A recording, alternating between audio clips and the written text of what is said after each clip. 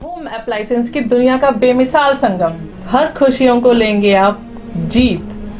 बस अपने जीवन में इस्तेमाल करें अजीत। नमस्कार, मैं विशाल रावत। आज विश्व एड्स दिवस है। एड्स क्या है, इसके सिम्टम्स क्या हैं, अगर ये बीमारी किसी को हो जाए तो उसके क्या कुछ बचाव हैं, इसी पर बात करने के लिए नाक कान गले के विशेषज्ञ डॉक्टर ब्रजपाल त्यागी इस वक्त हमारे साथ मौजूद हैं। सीधा उनका रुख कर लेते हैं। डॉक्टर साहब, बहुत बहुत स्वागत है आपका हमारे चैनल सिटी न्यूज़ में। आज विश्व एड्स दिवस है। ये किस तरह की बीमारी है, अगर ये बीमारी किसी को हो जाए, भगवान ना करे, तो उसके क्या कुछ बचाव हैं, इसका इलाज है या नहीं है, इसके क्या कुछ लक्षण हैं, इसके बारे में आप थोड़ा विस्तार से बताइए। जो एड्स है ये एक तरह का वायरल इन्फेक्शन होता है जिसको HIV बोलते हैं। HIV-1 एंड HIV-2 वो दो तरह के इन्फेक्शन हैं जो इस बीमारी को पैदा करते हैं, और इस बीमारी की फुल फॉर्म है एक्वायर्ड इम्यूनोडेफिशिएंसी सिंड्रोम। तो जब हमारे शरीर में ये इन्फेक्शन होता है तो हमारी जो इम्यूनिटी है वो उस पर अटैक करता है। इम्यूनिटी हमारी बिल्कुल ना के बराबर हो जाती है।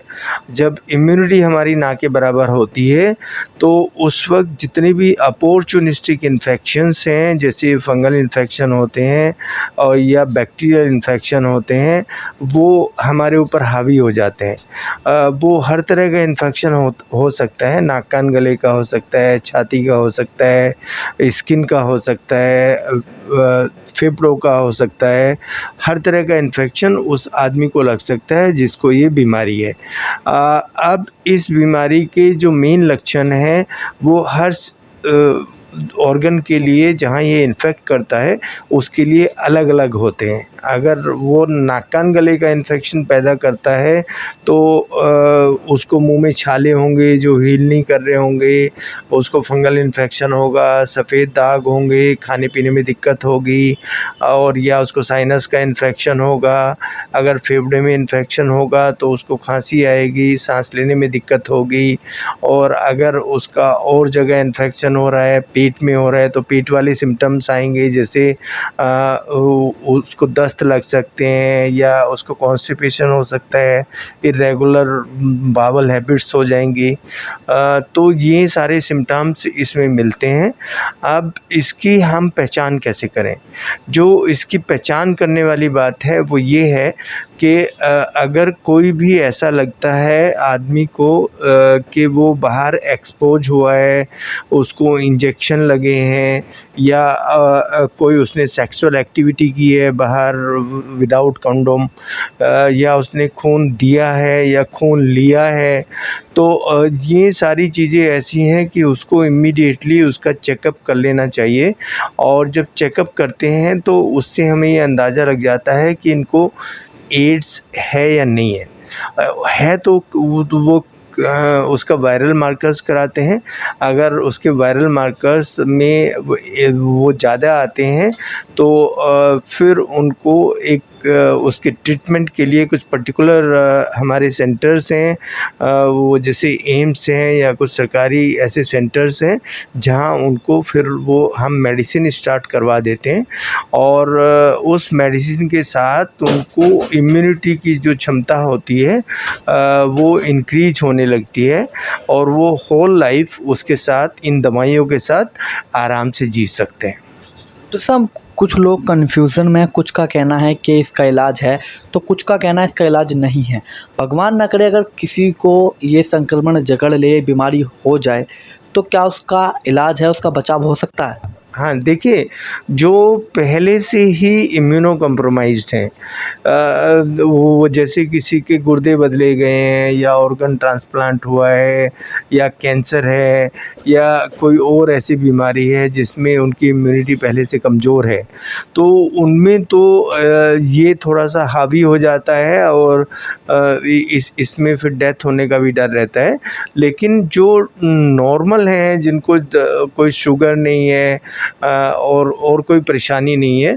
उनमें अगर ये इन्फेक्शन होता है तो इसकी दवाइयाँ चलती हैं, और वो अगर पूरी उम्र दवाई पे रहता है तो वो अपने आप को मेंटेन करके रहता है। जैसे हम बीपी की दवाई खाते हैं, उसको पूरी उम्र खाना पड़ता है, शुगर की दवाई हमें पूरी उम्र खाना पड़ता है, थायराइड की दवाई पूरी उम्र खाना पड़ता है। सेम ये एड्स का है, इसकी दवाइयाँ फिर तो पूरी उम्र आदमी एक सेंटर से लेता रहता है और उसको खाता रहता है, वो ठीक रहता है। डॉक्टर साहब, आज विश्व एड्स दिवस भी है। किसी को ये बीमारी ना हो उसके लिए क्या कुछ लोगों को करना चाहिए? जागरूक करने के लिए लोगों के लिए क्या कुछ आप कहेंगे? इसमें जो मेन है वो ये है कि अगर किसी को एड्स है तो उसको कॉन्फिडेंटली ये बताना चाहिए समाज को कि मैं एड्स से ग्रसित हूँ। अगर कोई एड्स का पेशेंट हमारे पास आता है तो वो आके हमें बताए, हमें टेस्ट करने से पहले बताए कि मुझे एड्स है।